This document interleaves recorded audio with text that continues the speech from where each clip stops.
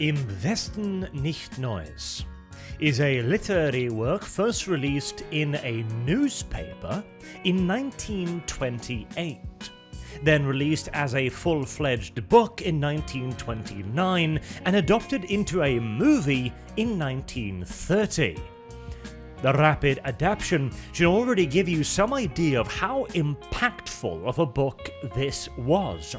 It was quickly translated into 20 plus languages and sold 2.5 million copies within a year and a half from release, which was an enormous success by 1930s book standards. It would receive a second movie adaptation in 1979, and now Netflix has decided to make a movie as well. All Quiet on the Western Front, the 2022 edition. And yes, I can smell your fear. Because I too was very, very skeptical about Netflix adopting a book like this with their reputation in the current year. God alone knows what manner of interesting things might be found in the German trenches of World War I. But luckily, I am happy to inform you that this, at least, is not a problem in All Quiet on the Western Front. In fact, I am impressed by the level of research that the director put in to making sure that the movie looks right. In terms of buildings, in terms of interiors, in terms of clothings, mannerisms, weapons and uniforms, because to a person like me, it seems like such an easy thing to make sure that all of the Germans are using the correct version of the Gewehr 98, the one with the extra long barrel and the straight bolt, rather than the 98K.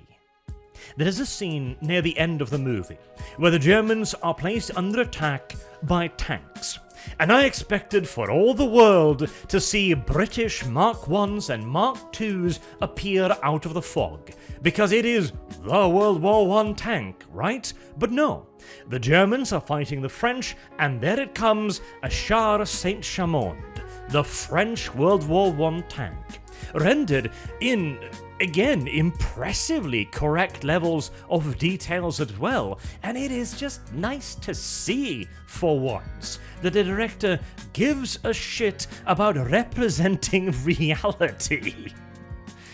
God, it almost brings a tear to my eye, though, unfortunately, I am also going to have to say that out of the 3 movies, this is probably the weakest of the lot. And if you judge them by how true they are to All Quiet on the Western Front and the intentions of that book, then there is no question this is by far the weakest of the 3. Because I would like to read for you a quote here that is at the beginning of All Quiet on the Western Front, and it is a quote that beautifully encapsulates the entire book and the point behind it. Quote, "This book is to be neither an accusation nor a confession, and least of all an adventure. For death is not an adventure to those who stand face to face with it. It will try simply to tell of a generation of men who, even though they may have escaped shells, were destroyed by the war." End quote. Those 2 first lines there, in particular, are the most important. This book is to be neither an accusation nor a confession, and least of all an adventure. Because All Quiet on the Western Front is actually a really damn subtle book. It never tells you anything. It never hits you over the head with any points. It is simply trying to render the horrors of war in a realistic fashion as seen through the eyes of a young man fighting in that war. And it does it so well that I would say that All Quiet on the Western Front does not have an anti-war message. It simply has a message about war. The Netflix movie has none of this subtlety. In fact, saying that this movie has no subtlety is in and of itself an understatement. Comparing the book to this movie is like comparing a scalpel to a dump truck, fully loaded with corpses, mind you, as that is the point with which the movie slams you over the head with again and again and again and again and again. The first shot begins with a bunch of cute little foxes living happily and warm in a cave, all peaceful like, and then zoom, you're off to the battlefield, the Western Front. It's mud and dirt and blood and guts and corpses and wooden caskets, where we see a young German boy by the name of Heinrich die in an assault. Then we follow his corpse, or more correctly, the uniform on his corpse, back to Germany, where it gets washed and repaired and handed to our main character, Paul. The symbolism, the message is crushing. I've been hit over the head with some scripts in my time, more often than not recently when it comes to television and movies, but this threatens to cave my skull in. And maybe this is another symptom of the current year, where for some reason writers and directors think that the audience are nothing more than mouth-breathing moron amoeba that will miss any point delivered with less thrust than a Mike Tyson punch to the cock. Because that is what this movie is. It is a heavy series of blows delivered to the back of the head with a rolled-up manuscript. Most pointedly of all, the two previous movies both started with that quote I read for you a couple minutes ago. This movie does not. The quote is not in the movie anywhere, because I'm pretty sure the director hated the quote. Because the quote says this is not an accusation, whereas this movie is a 2.5 hour long accusation. And worse yet is the fact that it is the most childish, the most naive, short-sighted and stupid of accusations that, war is pointless. This is one of those fucking pointless platitudes that stretches no further than the self-absorbed nose of the individual who thought it up. War is pointless. Or we can agree. War is terrible. War is awful. War is a waste, and worse yet, it is hell for those who must wage it, but no one has ever dissuaded a conqueror by whining at him. When faced with raw, undissuadable aggression, there are only ever two options: surrender or fight. That has been true throughout the entirety of human history, and it doesn't seem likely that it's about to change now. Even World War I, which seems perhaps pointless, it all happened over a single man getting shot. No. It happened because of the incredible escalation of tensions between nations. It happened because Germany had finally become Germany, and it saw itself with France on one side, desperate to get back Alsace and Lorraine, and Russia on the other, who had allied with France. It was Austria, a failing power who desperately needed to maintain their legitimacy and their authority in the world. It was a complex web of political, economical, and military necessities that caused the parties to go to war. And each and every single one of those countries thought they were right to do so.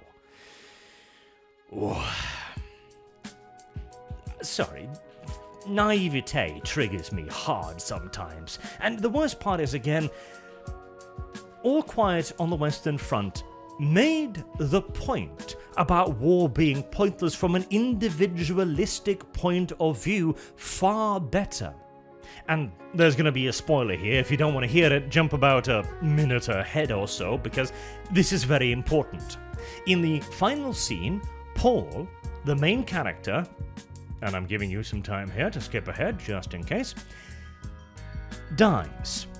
And he doesn't die bravely, he doesn't die nobly, he doesn't die in a charge, he doesn't die attacking the enemy or in a valiant last stand. He's simply killed by a random bullet. His death is one of thousands, one of tens of thousands.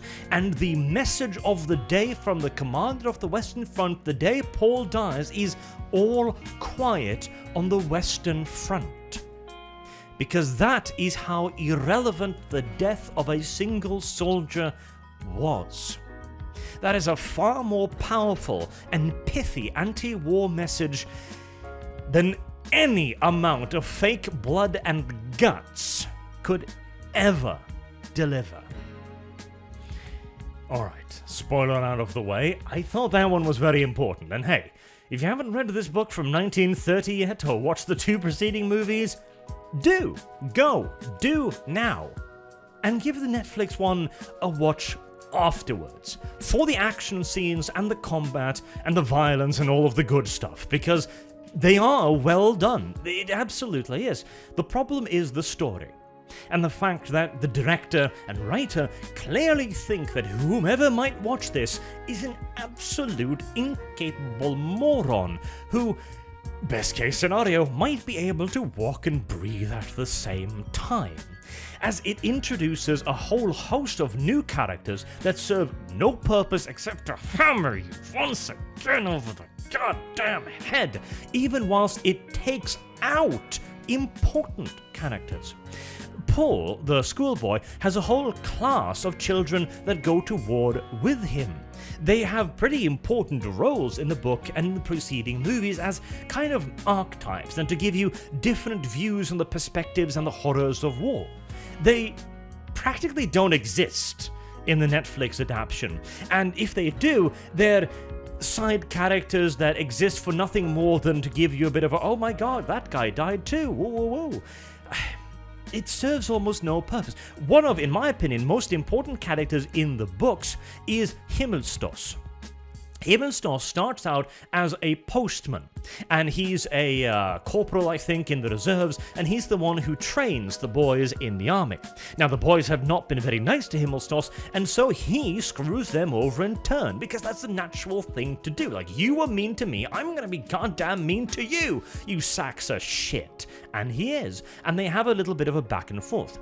Himmelstoss's character, however, changes drastically over the course of time. He is actually changed by war, and the characters respond to him in kind as well. Himmelstoss is a good character, and an excellent argument, again rendered in the book, and he's not in the Netflix movie at all. Another incredibly important character, Kaczynski, who's the old hand, the veteran, that teaches them everything they need to stay alive at the front line and so on. His role, too, is minimized, and he's far too young. Now, he's supposed to be in his 40s, which already means that in reality he'd be in a reserve or second-line regiment, etc., not with these guys, but alright, I preferred the second movie, because in the second movie he's clearly quite old. He's older than he probably should be to, be in the army at that point, but it gets across the point that he is the old hand, he is the veteran, he is the experienced guy, and he's constantly ladling out advice and pointers to the new guys. In the Netflix movie, he does that twice over the course of about 5 minutes, and then never again. Never again does he do it, and a spoiler for the Netflix movie here, which, if you want to skip ahead, but honestly, you're not going to watch the Netflix one for the story, I guarantee you. He is not killed by the war. He is not killed by shelling, by random chance like so many others, which also sends a pithy point. Like, this guy is larger than life. He's the one who's been here the longest, and he too is just killed by shrapnel coming out of nowhere. No, he's killed by a random kid from a farm. And a kid who, is it just me, or, like, look at this. I can't be the only one who just thinks like, Holocaust victim. I mean, the shaved head, the kind of striped shirt, the weird, like, star-like thing on his left lapel there. The writer is aware that the Holocaust didn't happen in World War I, right? It is such a weird and bad ending to Kaczynski's character. And even worse is the characters that the movie adds in as well. The book has no villains. The book has no heroes. The French are not shown as evil. The Germans are not shown as evil. The generals are not shown as evil, nor are the officers. There is one scene where they're handing out, and this isn't really like a story spoiler, so I don't mind too much, where they're handing out food to a bunch of men, and the cook's being anal about it, because he's been told, you've got 150 servings here, you've got to give it out to 150 men. He's like, well, it's just 80 of you. And they're like, well, we're all that's left, goddamn, give us the food. He's like, but I can't, regulations. And an officer comes by and subtly goes like, wink, nod, best get on with feeding them, and then walks off. Just a random little sign of common sense and a little bit of kindness. And the cook has an argument too, as he basically is like, there should be some kind of regulations, goddammit. Because it is a waste. Giving 150 people's worth of food to 80 is a waste. The cook has a point, the officer has a point, the soldiers have a point, everybody has a point. In the movie, the officer never appears. The scene is still there, but the officer doesn't do anything, and we see instead the evil German officer, the evil one who thinks that people are coming in to take his country and sell it out to the Bolsheviks and the Jews, and he wants to kill all of his soldiers, And every scene feels like he's eating something, in the bad guy way, schlumping, I am evil. He's such a two-dimensional goddamn character. And on the other hand, you've got the peaceful diplomat that just wants peace. I must end the war now, no matter the cost. A war is pointless. At least on the bright side, they make the French just as big an asshole as the German general as well, as they refuse any kind of ceasefire until the ridiculously over-the-top surrender agreements are agreed upon. At least that's something. But again, the movie has heroes and the movie has villains, which the book, specifically in the opening goddamn segment, forbids. I hate it a great deal, and it does a tremendous disservice to the movie, as these added-on scenes do not feel particularly interesting, and again, it undermines Paul's final scene. Because the war is ending, and there's a big final stupid battle which doesn't matter because the war's almost over, etc. And it's just... And I get it, right, too, because there's a point here where they juxtapose the two positions. You've got the boys in the trenches, it's dirty, it's filthy, they're hungry, they never have enough food, they never get enough to wash with, like they're stained with grime and shit, and it's awful. And then you cut on over to a plushly appointed, luxurious train car, where they're eating breakfast with silverware, and they're drinking freshly pressed orange juice, and it's an easy comparison to make, like, oh my god, it's so horrible, but it's also a lazy one, and it is used by subpar writers to impart the same message that the book did without it. At no point in the book does it feel like an action-adventure thing. At no point does it feel like this is a good thing. The book doesn't have to smack you over the head with it. It simply needs to tell you, oh, we were hungry a lot. Oh, we were dirty a lot. Like, it was pretty goddamn shit. It doesn't then have to put a fat guy eating breakfast in front of you to go, oh, but remember, fat people eat loudly and disgustingly as well. Hey. All in all, to wrap it up a little bit here, All Quiet on the Western Front, the book, is a masterpiece that I cannot recommend enough, frankly. At the very least, you should watch the 1979 movie, as it's not so old that it's, gotten unwatchable yet. And It is it has that subtlety. You watch it and you feel like you're engaged in it. You feel like you're learning something from this story. It feels like a bit of an experience, frankly.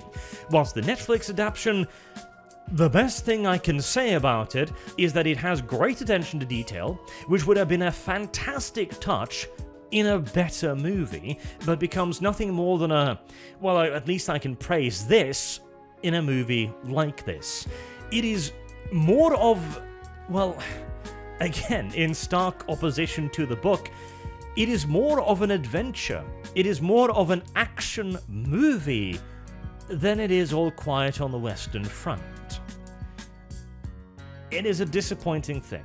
I will say this, it is absolutely a step in the right direction for Netflix, no doubt about it. This is a far better product than I had perhaps anticipated, but it has no subtlety, and it has no faith in its audience's intelligence, and that is a damning flaw in my opinion. Until next time, I have been Arch. Thank you all very much for listening, and I hope to see you all again soon. Have a good day.